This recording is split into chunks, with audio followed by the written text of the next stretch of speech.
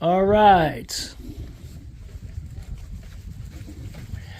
And now you've proven my point because you rode the slide, it induced a malfunction just like I predicted. Because you slowed the slide down, your gun's not even in chamber. It's not even in battery because you slowed it down. Stop riding the slide. Okay? See how it could happen? Your gun's not even ready to fire yet because you kept holding on to it. Can you stop doing that? I think so. Okay. And if I sounded pretty impatient and pretty firm in that video, it's because this is not Pistol 101 class, folks. This is concealed carry weapon class.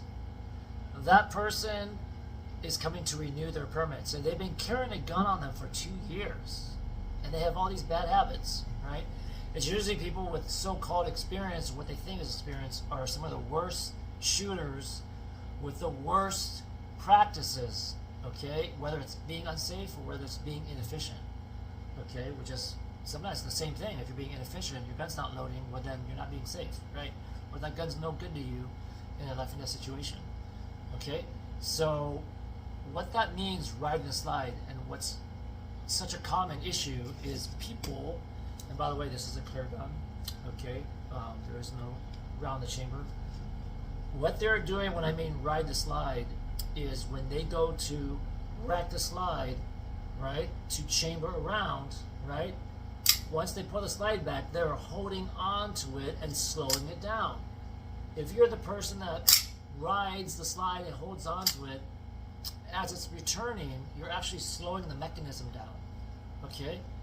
These guns are not fragile, folks.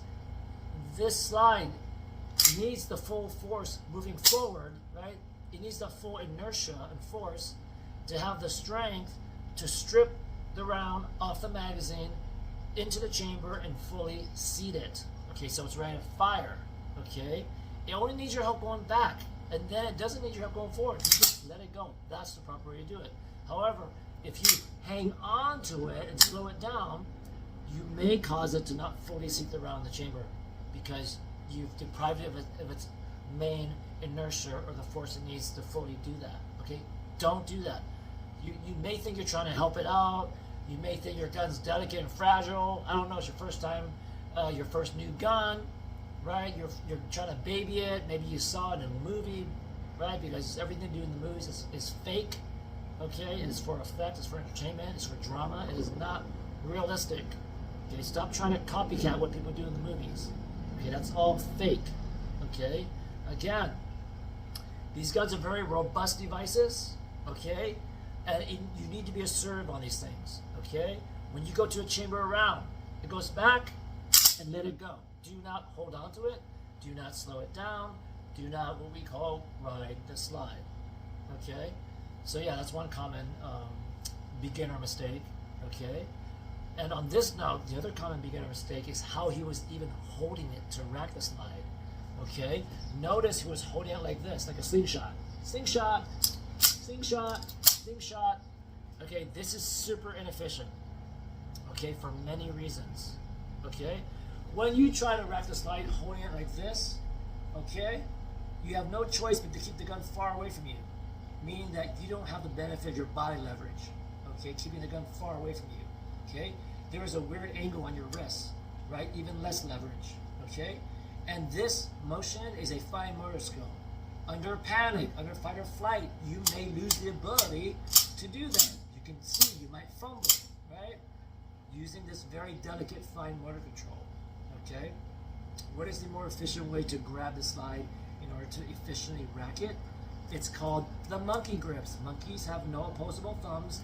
They clamp down with all their fingers, right? Butt of your hand on one side of the slide. Wrap your fingers over the top. Okay, that is clamping it. What's the advantages? Under panic, using all your fingers is more natural, even under panic, right, than doing this because it is a more gross motor skill. Okay, 2, there is a straighter angle on my wrist. You have better leverage. 3, you can bring the gun close to you, holding it this way. What's the benefit? It's like trying to open a jar. It's easier to open a jar away from your body, close to your body, close to your body. So you could bring it close to your body. See that? Why is that beneficial? Because you have more leverage on this thing now, especially for you folks that have limited hand strength, okay? That you have a hard time racking the slide. We'll bring it close to you. And just like a jar, you're using both your hands against each other, same advantage. You can use both your hands against each other. By bringing it close to you, not only are you pulling back on the slide, you can push your gun forward away from you like this. See how easy is that? See that? Using the benefit of good body mechanics, efficient leverage, and both the hands, not just one, by bringing the gun close to you. Okay? And for a lot of petite folks or people with limited hand strength, you can even use your whole body to push into it, right? It's like throwing a punch, right? Right? Use your whole body, your hips up, shoulders, everything. Throw yourself into that, pushing the gun forward. And that is how you efficiently rack the slide, to chamber around efficiently, right? Not riding it, do not do this. Don't hold on to it. Okay, doesn't need that. Okay, whether you do it this way or this way, never hold on to it, right? It just needs you to go back and let it go. Okay, that is what efficient racking the slide is. Okay, that is the more efficient way of holding it, clamping it, not the slingshot. Okay, and never inhibit its motion going forward. All right, hope that helps.